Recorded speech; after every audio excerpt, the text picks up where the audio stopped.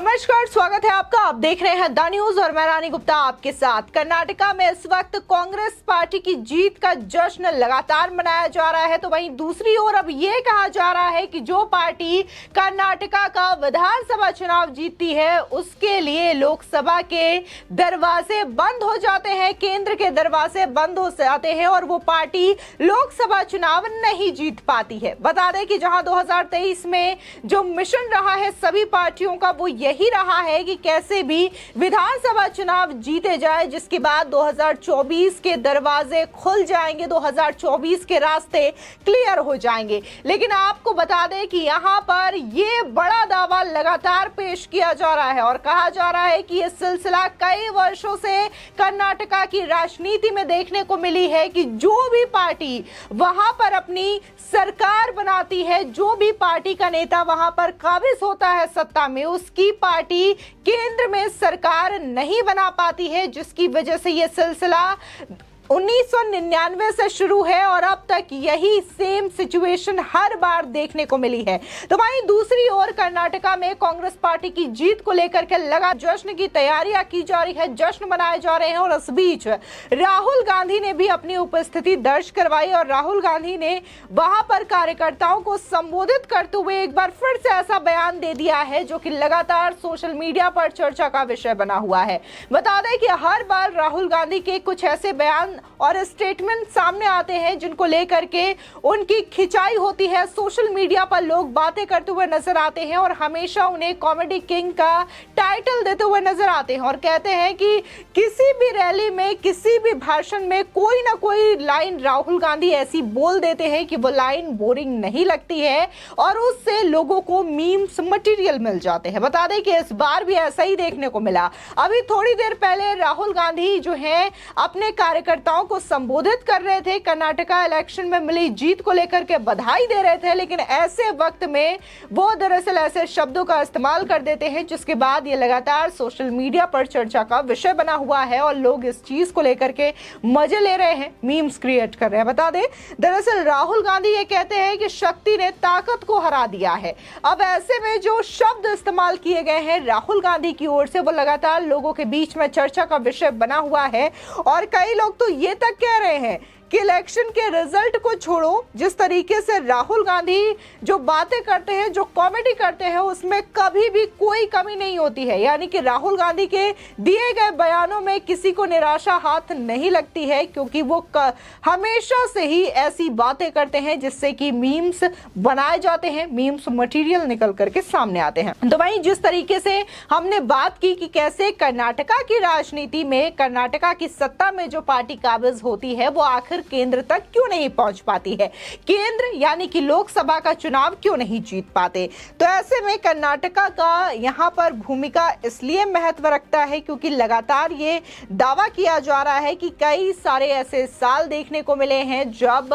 वहां पर कांग्रेस ने अपनी सरकार बनाई हो या बीजेपी ने अपनी सरकार बनाई हो, लेकिन उसके बाद वो लोकसभा तक नहीं पहुंच पाए हैं। यहां पर जो शुरुआत है कहीं ना कहीं 1999 से ही देखी जा सकती है, जिसका सिलसिला बदस्तूर अभी तक देखने को मिल रहा है। यहाँ पर आपको बता दें कि अंकुर सिंह नाम के एक ट्विटर यूजर हैं, इन्होंने बकायदा पूरा आंकड़ा भी पेश किया है और यहाँ पर आप देख सकते हैं कि कैसे बताया है कि साल 2008 में जब बीजेपी ने 110 सीटें कर्नाटका में हासिल की थी, तब कांग्रेस 2009 में लोकसभा का चुनाव जीती थी। आपको बता दें कि लोकसभा का चुनाव कांग्रेस ने 2019 में जीता था और तब देश के प्रधानमंत्री के तौर पर डॉक्टर मनमोहन सिंह को प्राइम मिनिस्टर बनाया गया था। इसी के साथ ही अगर हम दूसरे एग्जाम्पल की बात करें तो यहाँ पर देखने को मिलता है कि कैसे जो कांग्रेस पार्टी है वो 122 सीटें कर्नाटका में जीतती है साल 2013 के दौरान। इस टाइम पे देखने को मिलता है कि बीजेपी 2014 का लोकसभा चुनाव जीत जाती है और यहां पर देश के प्रधानमंत्री के तौर पर बीजेपी नेता नरेंद्र मोदी को चुना जाता है और यहां से जो सिलसिला बीजेपी की जीत का शुरू हुआ है वो लगातार बढ़ता हुआ नजर आ रहा है। लोकसभा चुनाव में जहां बीजेपी ने शानदार जीत हासिल की है, उसके बाद से लगातार कई राज्यों की विधानसभा सीटें भी बीजेपी ने हासिल की है। वहीं एक और एग्जाम्पल दिया गया है कि कैसे कांग्रेस जेडीएस ने वहां पर सरकार बनाई थी 2018 में, लेकिन बीजेपी एक बार फिर से 2019 के लोकसभा चुनाव में जीत गई है। तो ये तमाम एग्जाम्पल यहाँ पर पेश किए गए हैं और बताए गए हैं कि कैसे कर्नाटका का 2008 का इलेक्शन हो या फिर कर्नाटका के 2013 का इलेक्शन हो या फिर अभी हाल ही में अगर हम 2018 की भी बात करें जहां पर कांग्रेस ने जेडीएस के साथ मिलकर के वहां पर सरकार बनाई। हालांकि ये सरकार ज्यादा दिनों तक नहीं चली, इसके बावजूद 2019 में एक बार फिर से लोकसभा का चुनाव एनडीए के खाते में आता है, यानी कि बीजेपी इस चुनाव को जीत जाती है। वहीं